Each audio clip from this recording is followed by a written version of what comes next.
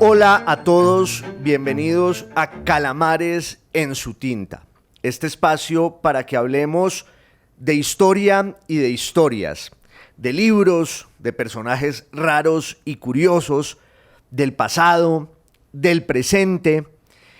Y en esta salida nos vamos a ocupar de un tema que yo sé que a muchos nos fascina con fervor casi religioso. Porque además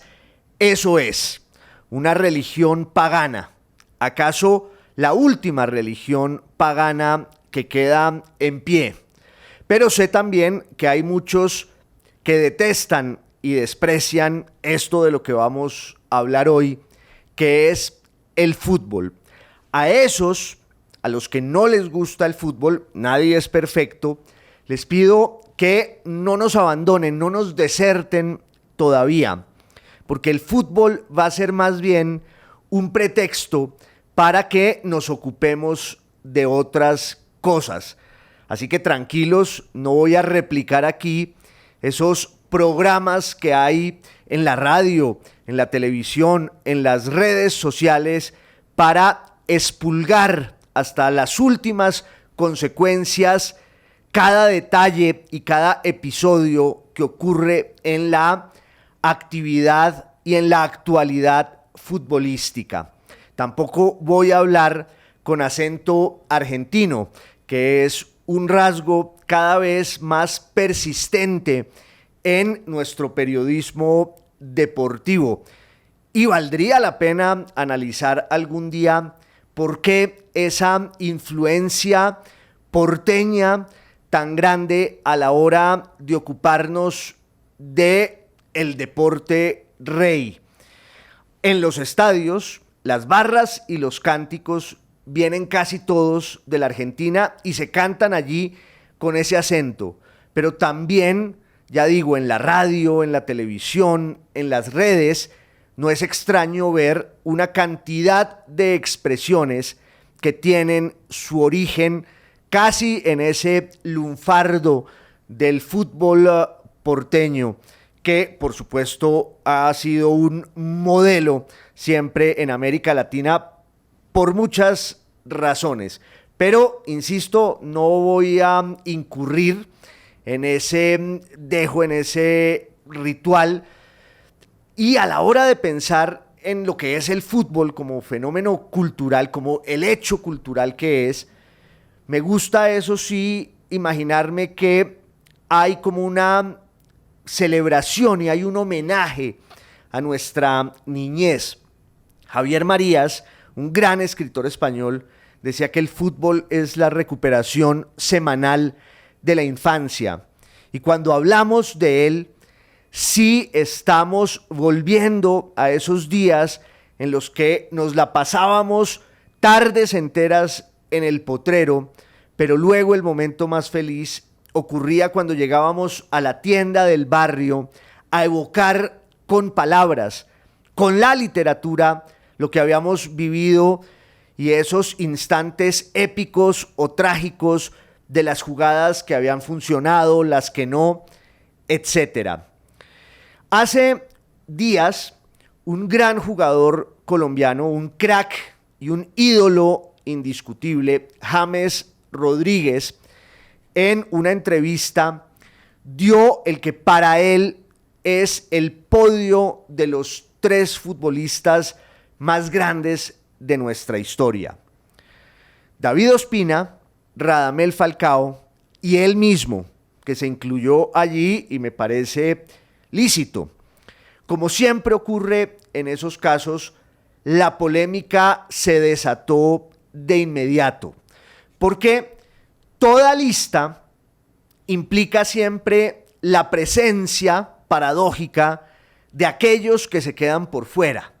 Cuando hacemos una elección, una escogencia, diríamos en el lenguaje futbolero, una selección, lo que sobresale es aquello que no está allí. Es como un fantasma que ronda la decisión tan caprichosa y personal de manifestar unos gustos que son siempre la exclusión de los otros. Umberto Eco, un maestro italiano que ya murió, gran novelista, gran filósofo, escribió un libro bellísimo que se llama El vértigo de las listas, y es un recuento desde la antigüedad de esa pasión y esa pulsión que tenemos de enumerar nuestros fervores y al hacerlo señalar también todo aquello que no nos interesa. Yo creo que al final hay que imponer como una máxima en la vida esa frase de un personaje de una novela inglesa del siglo XVIII, magistral, que se llama Tristram Shandy. Él decía en uno de los primeros capítulos de ese libro, en latín, de gustibus non est disputandum, que quiere decir, por los gustos no se pelea. No vale la pena que nos estemos enfrentando todo el tiempo por nuestras opiniones personales, porque además es casi una redundancia decir que la opinión que uno alberga y profesa es personal. Y de hecho, la humanidad no hace más que pelear por los gustos, contrariando la definición tan sabia de Tristram Shandy. Yo creo, y así lo dije en una red social, que el jugador más grande de la historia del fútbol colombiano es Carlos el Pibe Valderrama. Y apenas lo dije, muchos saltaron a objetar y a refutar mi percepción. Insisto, creo que es lo más natural, lo más legítimo, y me parece que eso enriquece también la cultura democrática, aun si se trata de un tema en apariencia intrascendente como el fútbol. Lo que pasa es que el fútbol no es un tema intrascendente porque no es solo un deporte. Como decía antes, es un hecho cultural y es además una religión pagana en la que surgen unos dioses cuyos valores y cuyo temperamento exceden aquello que hagan en la cancha. De ahí que para mí, en la historia del fútbol colombiano, el peso, la consistencia y la presencia que tuvo durante tantos años el Pibe Valderrama lo convierta en nuestra figura emblemática y el primero de esa lista que cualquiera haga sobre cuáles son los mejores. Yo pertenezco, y hay un dejo allí nostálgico, a esa generación en la que ver jugar a la selección era ver salir al Pibe Valderrama como el gran caudillo de un equipo que confiaba siempre en su inteligencia, en su talento, en su magia. Los que estábamos viendo sabíamos que en esos pases magistrales y precisos iba a estar la solución e iba a estar la salvación. Era una esperanza, pero también una certeza. No hablo de jugadores a los que yo no vi, como Willington Ortiz o Alejandro Brandt, pero también está muy claro que desde hace tiempo hay una discusión sobre el valor de dos generaciones históricas del fútbol colombiano, que son una, la del Pibe, la de Higuita, la del Tino, la de Rincón, que nos dio tantas alegrías dentro del sufrimiento y dentro de lo que podríamos llamar la tradición de la derrota. Y la generación justamente de James Rodríguez, de Ospina, de Falcao, de Cuadrado, que es una generación que nos regaló la dicha inconcebible de ese Mundial del 2014 en el que nuestro equipo parecía en un estado de gracia, que era tan extraño que ni siquiera sabíamos cómo reaccionar, como que los colombianos no teníamos el adiestramiento de la victoria además grandiosa y con argumentos y con contundencia. El símbolo de ese momento fue James, por supuesto, y hay allí siempre ese debate. ¿Cuál de esas dos generaciones tiene más relevancia en la historia de nuestro fútbol? Una respuesta, yo creo que muy lúcida, tendría que ver con el hecho de que no hay que escoger, sino compaginar esos dos instantes de nuestro fútbol. Y por el otro lado, también hay que entender que son épocas muy distintas que condicionan todo, condicionan la vida de la gente, la evolución de la cultura. En eso consiste la historia. Cada momento es distinto. Un historiador francés decía: la historia es hija de su tiempo, y por esa razón no podemos juzgar el pasado con criterios posteriores, porque lo que definamos allí por lo general va a ser equivocado e injusto.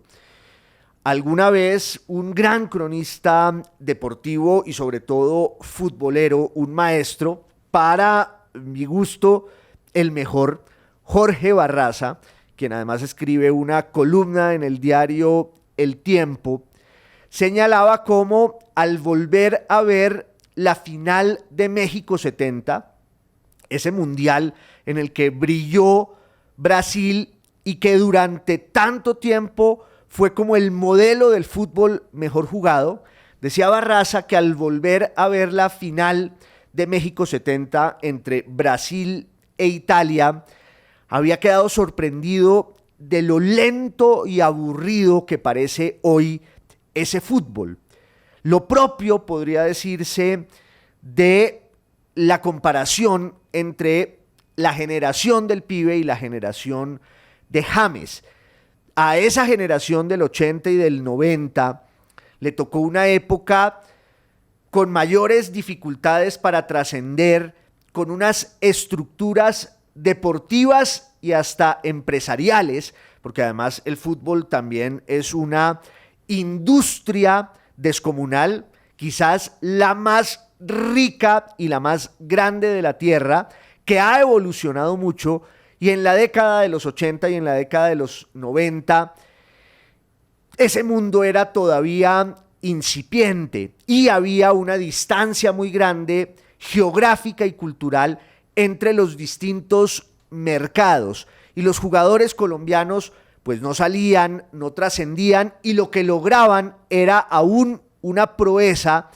que se volvía más meritoria justo por ese destino de la marginación y el ensimismamiento. En cambio, en la generación de James, de Cuadrado, hasta el propio Falcao, que es quizás el mayor de todos ellos, ya había una tradición distinta, ya era un mundo globalizado en el que aparecen los grandes agentes. Esos muchachos salieron todos del país y se formaron en unas ligas más competitivas, de suerte que había esas diferencias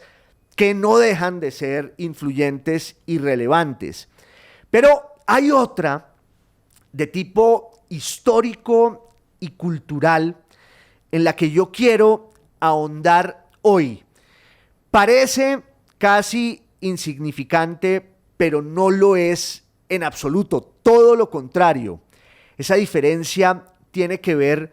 con lo que podríamos llamar la cuestión religiosa.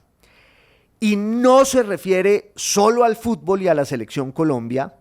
aunque la Selección Colombia es,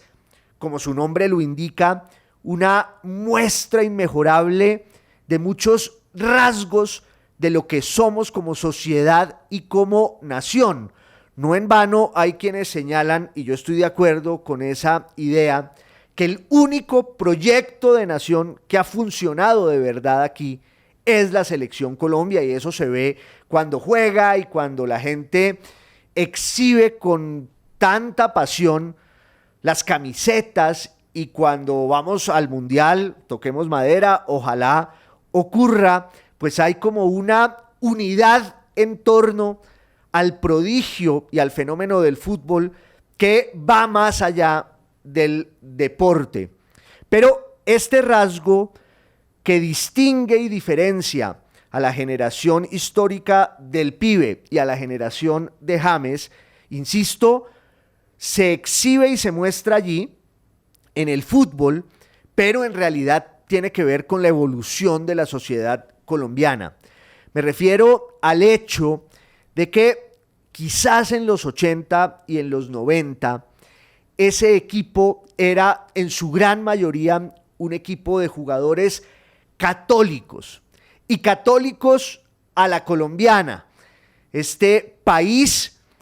que fue siempre un país conservador, confesional y en el que la fe católica era mayoritaria y tuvo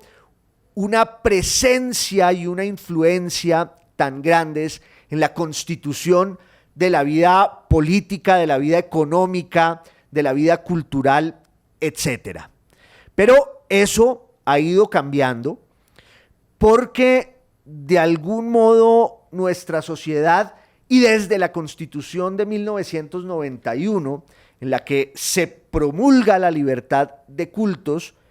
ha abandonado un poco esa devoción y esa adhesión católicas y está migrando hacia otras expresiones religiosas, en muchos casos hacia el agnosticismo y el laicismo, lo cual pues es perfecto o está muy bien. Ese es uno de los atributos de una sociedad en la que hay libertad de culto, pero también se está dando el fenómeno de la presencia cada vez mayor del protestantismo o de lo que llamamos el culto cristiano reformado. Y cuando uno se asoma a la estructura y a la contextura de la Selección Colombia, de esta nueva generación que tuvo su momento de gracia y de gloria en el Mundial del 2014 y que se proyecta un poco hacia el Mundial del 2018, se da cuenta de que son en su gran mayoría jugadores que son cristianos, pero que ya no están dentro del catolicismo, sino que pertenecen a alguna congregación, a alguna comunidad que tiene que ver más con el protestantismo. Y repito, ese hecho no es solo religioso y se manifiesta en todo, en la mentalidad, en la cultura. Yo no digo que esa diferencia sea la única ni la más importante. Quizás ni siquiera tenga tanto peso. Sin embargo, creo que hay que estudiarlo y discutirlo porque este tema de la evolución religiosa de la sociedad colombiana sí se ha estudiado mucho. Hay algunas cifras que nos permiten entender qué es lo que está pasando.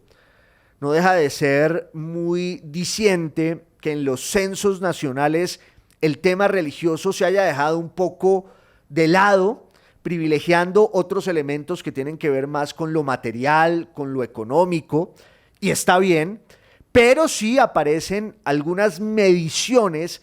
que nos muestran hacia dónde van las aguas. Aquí tengo, por ejemplo, una encuesta de cultura política del DANE, más o menos reciente, de hace unos años, en la que el 78.2% de los colombianos se consideran católicos, mientras que el 9.2% se consideran protestantes. Hay otra medición de cifras y conceptos en la que el 67% de los colombianos ahí entrevistados y encuestados se consideran católicos, el 16% cristianos de otras denominaciones y el 12% sin creencias religiosas de ningún tipo. Habrá quien diga que el ideal será que lleguemos al agnosticismo, al ateísmo. Son posturas y me parece que vale la pena que todas tengan cabida en una sociedad democrática. Hay un estudio que hicieron dos profesores de la Universidad Nacional ella se llama Sonia Larrota y él se llama William Beltrán, en el que el 57.2% de los entrevistados, de quienes están y aparecen en esa medición, se consideran católicos, el 19.5% se consideran evangélicos, el 13.2% cristianos de otras congregaciones y el 3% son agnósticos. Es un fenómeno que además no se ha dado solo en Colombia, que siempre fue un país católico de mayorías católicas y en el que además rigió una constitución confesional desde 1886 hasta 1991, en la que la religión católica era la única vigente y la presencia de otros cultos resultaba siempre muy ardua y muy difícil. Pero en el plano latinoamericano, pues el fenómeno es muy parecido porque al fin y al cabo, y ahora hablaremos un poco de eso, la formación histórica de Hispanoamérica tiene que ver con la presencia y la influencia del catolicismo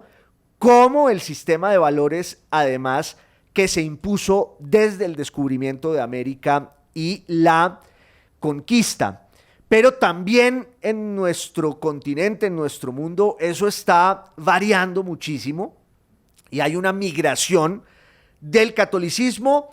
hacia la renuncia de la fe, pero ese es un hecho quizás minoritario, y sobre todo el desplazamiento del catolicismo al culto reformado, al protestantismo en sus distintas variantes y versiones. Un centro de estudios en los Estados Unidos que se llama el Centro de Investigaciones Pew, PEW,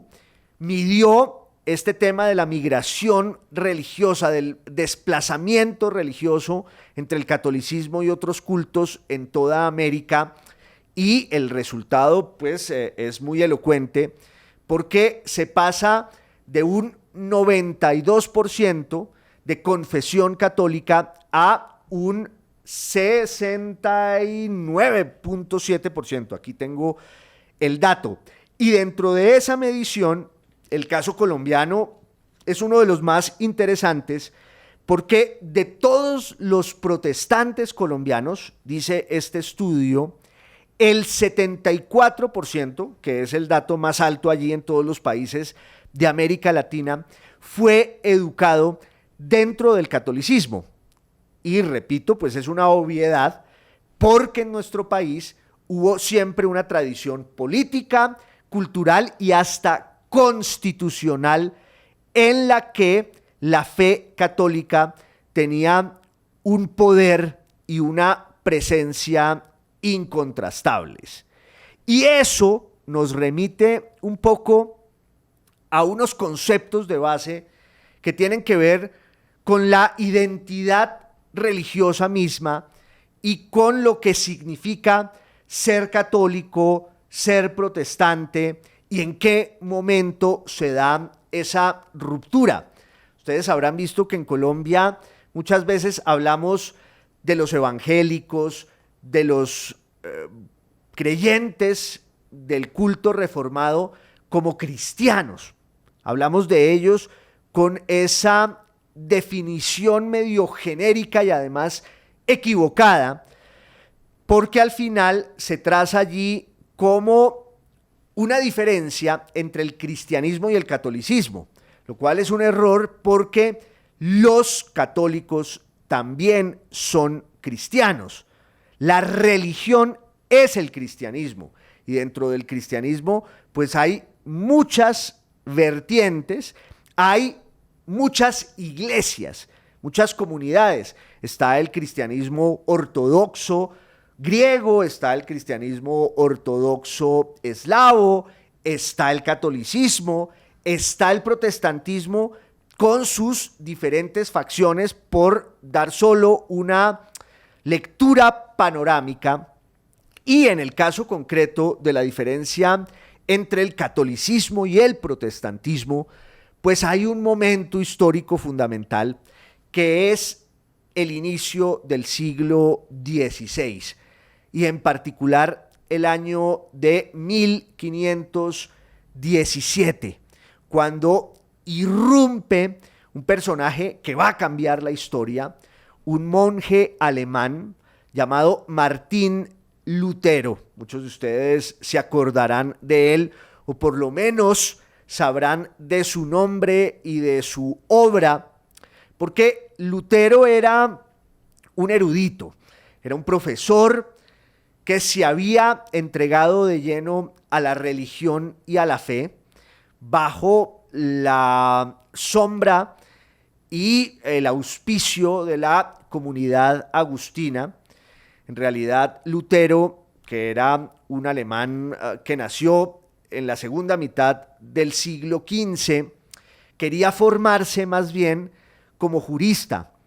y pasó por varias universidades y ese iba a ser su destino,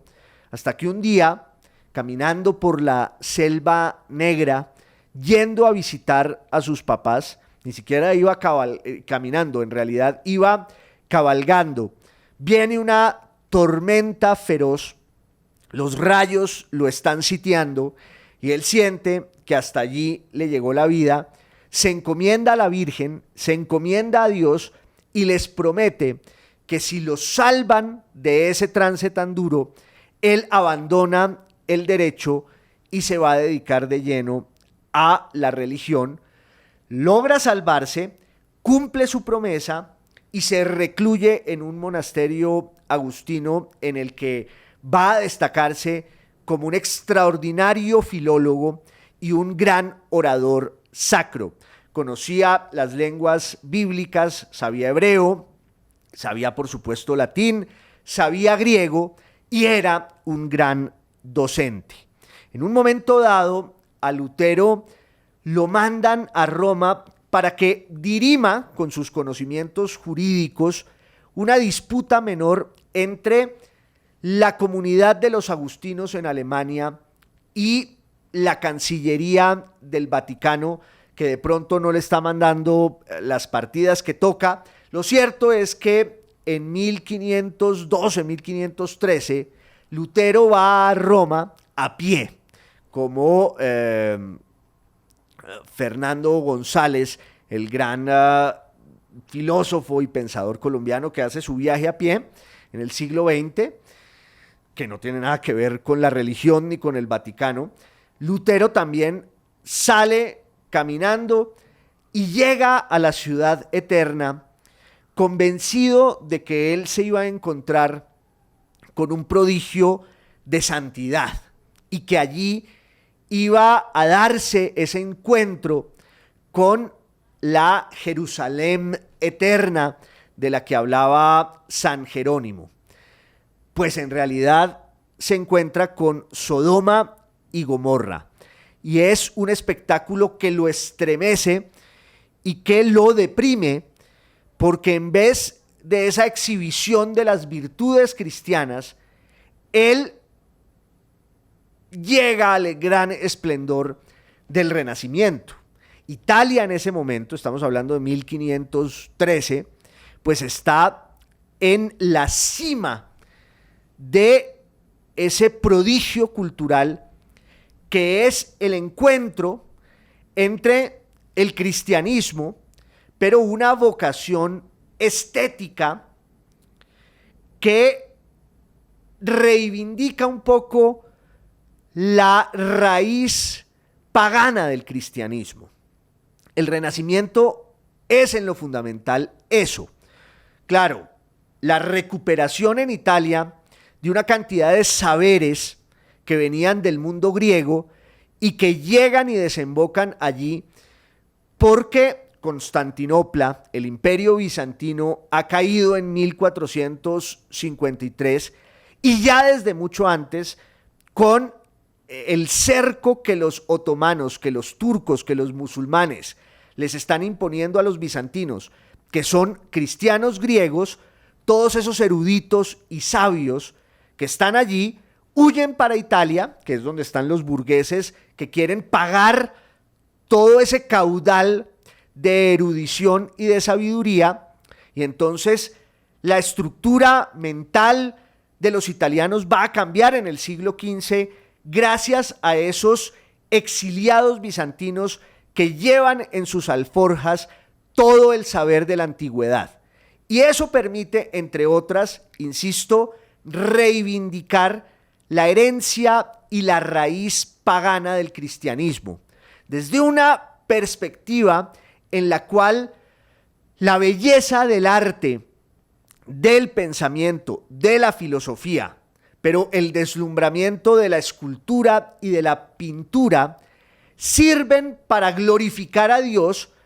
pero también para exaltar la grandeza del hombre, que es un poco la idea esa tan italiana y renacentista del llamado humanismo. Hay una exaltación del hombre, de lo humano, pero sin abandonar el cristianismo. No es que el Renacimiento fuera agnóstico, aunque algo de eso empieza a florecer allí. El Renacimiento era más bien un neopaganismo que se entrelaza con el cristianismo, porque el cristianismo en sus orígenes tiene un fundamento pagano muy profundo. Y entonces Lutero llega a Roma y se da cuenta de que el Papa solo está pensando en el embellecimiento de los templos. Se está dando la gran reforma arquitectónica de la Catedral de San Pedro. El Papa en ese momento es Julio II, quien está gastando todas las arcas de la Iglesia para financiar a los grandes maestros de la cultura renacentista, en lo cual yo creo que hay que aplaudir al Papa, pero Lutero se escandaliza, vuelve a Alemania, horrorizado de lo que ha visto allí, se encierra a pensar en los límites verdaderos de la fe y trata de entender en qué medida la Iglesia es una intermediaria fallida entre el individuo, entre el hombre y Dios. Ahí, leyendo, entre otras cosas, las cartas de San Pablo, Lutero vuelve a esa noción tan agustiniana de la gracia, y es que lo que nos salva es la presencia de Dios en el alma y no la mediación de un actor que además puede estar más interesado en el neopaganismo de los artistas del Renacimiento que en la verdadera fe. Estas obsesiones de Lutero se van a agudizar cuando además empieza en Alemania a cobrarse ese tributo de los fieles y de los pecadores a la Iglesia bajo la especie de lo que llamamos las indulgencias, que era la venta del perdón a aquellos que tuvieran los recursos para ir a una ventanilla en la que había una tarifa muy bien establecida y uno, según el pecado que hubiera cometido, como que lograba un salvoconducto pensando en el más allá. Por eso tantos cadáveres aparecían luego en los sarcófagos con un documento allí cerca, que era la indulgencia que les había dado la Iglesia para ganarse el perdón de Dios cuando entraran al paraíso, que entre otras la indulgencia era también como un pasaje de primera clase al paraíso. Y la estructura administrativa y burocrática del cobro y la libranza de las indulgencias pues era muy complejo. La Iglesia romana lo manejaba en todos los dominios del catolicismo y había allí como un sistema de concesiones en el que los señores del poder civil, los príncipes, recibían la potestad de recoger ellos el dinero. En la región en la que estaba Lutero, que era la Sajonia, si no estoy mal, la venta de indulgencias se prohibió y Lutero estaba muy contento con ese hecho, pero descubrió que los fieles de su región atravesaban la frontera, iban a comprar indulgencias en regiones aledañas y volvían libres de todo pecado a su patria. Y eso enfurece y escandaliza tanto a Lutero que él decide acudir un poco a la tradición profesoral a la que pertenecía, en la que cuando uno no estaba de acuerdo con las autoridades, las convocaba a una disputa, a un debate, pegando en la puerta o de la academia o de la iglesia una lista de argumentos con los cuales objetaba aquellas prácticas que le parecían inaceptables. Eso fue lo que hizo Lutero en 1517, en octubre de 1517, pega sus famosas tesis en la puerta de la catedral, de la iglesia, en realidad no era una catedral, de un templo en Wittenberg, donde él está ejerciendo su labor como profesor, y muy pronto esa disputa teológica se va volviendo una especie de bola de nieve y bola de fuego, porque se sale de cauce y Lutero mira hacia atrás y descubre que hay una cantidad de gente que lo está apoyando, pero no por razones necesariamente religiosas y teológicas, no porque esos que lo aupan y le dan coba y lo celebran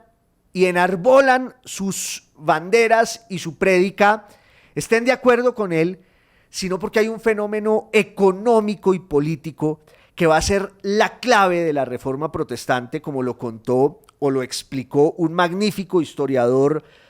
inglés en el siglo XX, Harold Laski, quien muestra cómo la Reforma Protestante se vuelve sobre todo un caballo de batalla, un caballo de Troya para una gran cantidad de burgueses, y la burguesía era un fenómeno incipiente, la burguesía era la clase económica y social de los comerciantes, de quienes están abriéndose paso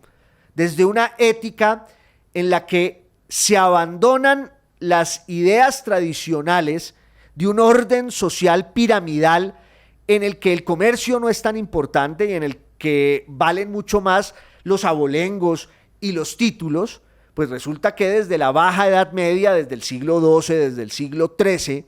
los burgueses se han metido en la vida económica europea, han creado estas ciudades en las que se practica el libre comercio, los burgos, y con el pasar de los siglos tienen cada vez más dinero, más poder económico, pero claro, la burguesía necesita enfrentarse al primer poder con el que va a vérselas por delante, que es el poder de la iglesia. Y por eso el luteranismo se vuelve muy rápido un pretexto, un caballo de batalla para desmontar en muchas regiones la influencia y el poder territorial y económico de la iglesia. Por eso la Reforma Protestante fue lo que fue, en realidad una revolución, además que no tuvo marcha atrás y que va a acabar y que va a romper la unidad del catolicismo y que va a resquebrajar para siempre la autoridad política, intelectual, económica y no solo espiritual del papado. Ahí empieza lo que llamamos el protestantismo en Alemania, pero se va extendiendo hacia otros lugares, pasa a Suiza, luego a Francia, y en el rastro y el camino de Lutero aparecen otros ideólogos protestantes, otros ideólogos de la Reforma, cada vez más consistentes. Uno de ellos, por ejemplo, es Calvino, Juan Calvino, quien encuentra un giro hasta económico de la teología protestante, que es algo que les sirve mucho a los burgueses, porque según Calvino, esa idea de la gracia y de la predestinación, que era otra de las intuiciones de Lutero, nacemos predestinados a la salvación o no, Pero Calvino dice, la expresión de la predestinación está en la vida económica. Los ricos están predestinados y esa es la forma en que Dios escoge a los suyos, que repito, era como la consagración teológica de la mentalidad burguesa. Por eso en el siglo XIX un sociólogo y un gran filósofo alemán, Max Weber, trató de mostrar cómo la ética del capitalismo y de la modernidad tenía sus orígenes en el protestantismo. Y es un poco el prejuicio y la narrativa histórica de que las sociedades europeas que entraron en la Reforma Protestante fueron las que lograron las grandes conquistas económicas, culturales y sociales del mundo moderno. El laicismo, el progreso, el desarrollo tecnológico, material, la opulencia, la riqueza, además por motivos también de los hábitos de la vida cotidiana, la austeridad, la ética del trabajo, es como una obsesión recurrente de los que quieren contraponer la visión protestante exitosísima, tanto que el éxito se vuelve allí como un atributo religioso, y la tradición católica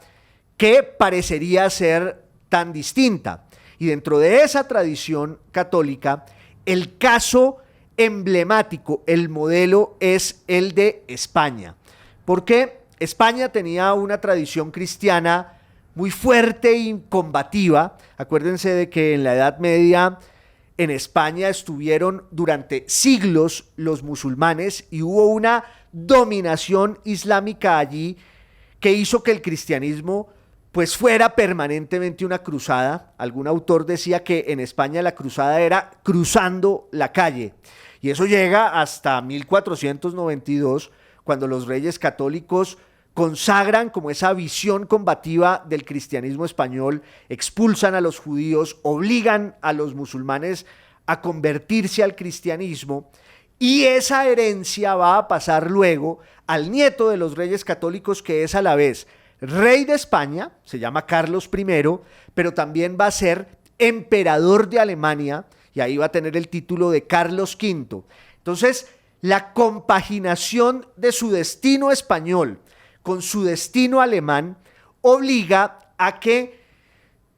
la España del siglo XVI y de allí en adelante asuma la bandera de lo que se va a llamar la contrarreforma, que es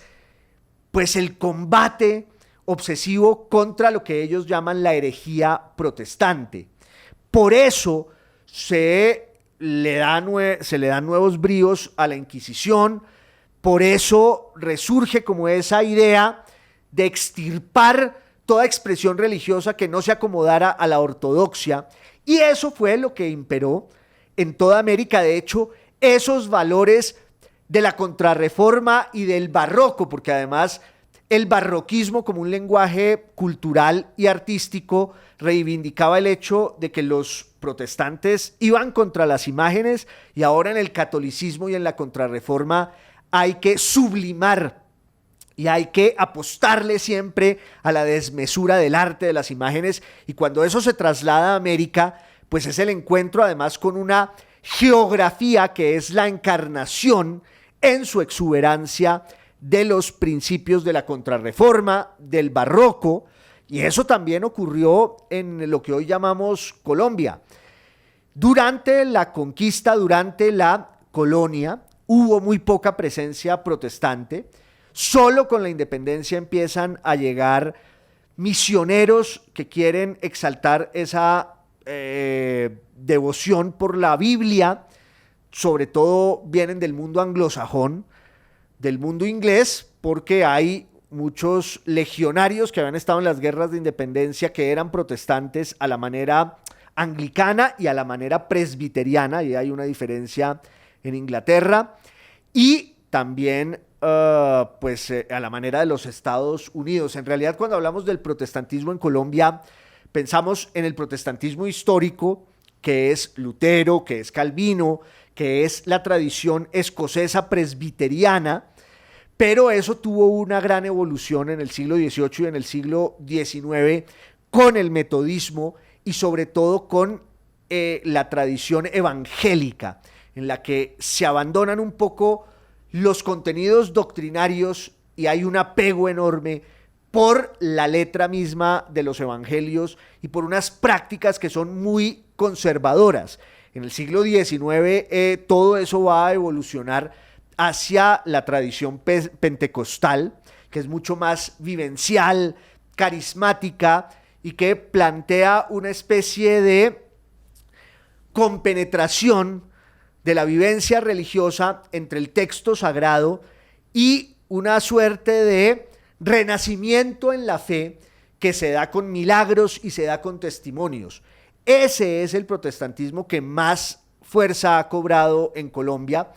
Diríamos que por un lado la tradición evangélica, por otro lado la tradición pentecostal, porque las vertientes históricas de tipo luterano, de tipo anglicano, que son las que llegan en el siglo XIX y que estuvieron en el siglo XX, pues sufrieron mucho para convivir con la mayoría católica. Uno diría que cuando hubo gobiernos liberales se profesó una tolerancia mayor por la incorporación de los protestantes en la vida colombiana, aunque este fue siempre un país cerrado y además xenófobo, y quedan allí los testimonios de los que trataban de meterse a empellones en una sociedad que no los dejaba. En el siglo XX fue una situación difícil, pero echaron raíces, constituyeron sus comunidades, quedó un poco la semilla del protestantismo histórico, pero el cambio radical sí se da a partir de la Constitución de 1991. Se abren las puertas para en una sociedad que empieza a ser, diríamos, secular y laica, pero de mayoría católica, en la que ese catolicismo que está perdiendo fuerza no va hacia el agnosticismo y el ateísmo, sino hacia una vertiente que es el protestantismo en su versión evangélica y pentecostal, que además nos ofrece una paradoja, y es que el prejuicio ese de que la reforma protestante engendra a la modernidad es en muchos casos, sobre todo lo hemos visto en América Latina, lo contrario, engendra unas corrientes ideológicas muy conservadoras que además ya tienen un pie en la política, y eso va a marcar, creo yo, los años por venir. Es uno de los temas que más hay que estudiar. Insisto, en Colombia se ha hecho mucho, ya hay cada vez más documentos, libros que nos hablan de la variedad religiosa y de esas nuevas identidades que están apareciendo allí y que tienen que ver con la cultura, que tienen que ver con la economía, que tienen que ver con el poder y la política y, ¿por qué no?, con el fútbol. Decía yo antes, el fútbol va a ser aquí un pretexto para que nos asomemos a la evolución religiosa de la sociedad colombiana en los últimos años. Entre esa selección barroca por excelencia de la melena del pibe y de los grasejos del tino y esta tradición, aunque hay que excluir de pronto a algunas excepciones, pienso en Teo Gutiérrez, en esta selección de James, de Falcao. Me decía un amigo el otro día, no he visto a nadie que se ponga una peluca de Falcao, pero sí es la diferencia entre el barroquismo católico y una nueva sociedad en la que muchos de sus elementos van hacia el protestantismo. Les agradezco mucho por su compañía hoy en esto que es Calamares en su tinta, radio, podcast y video podcast. Hasta una próxima salida, les mando un abrazo.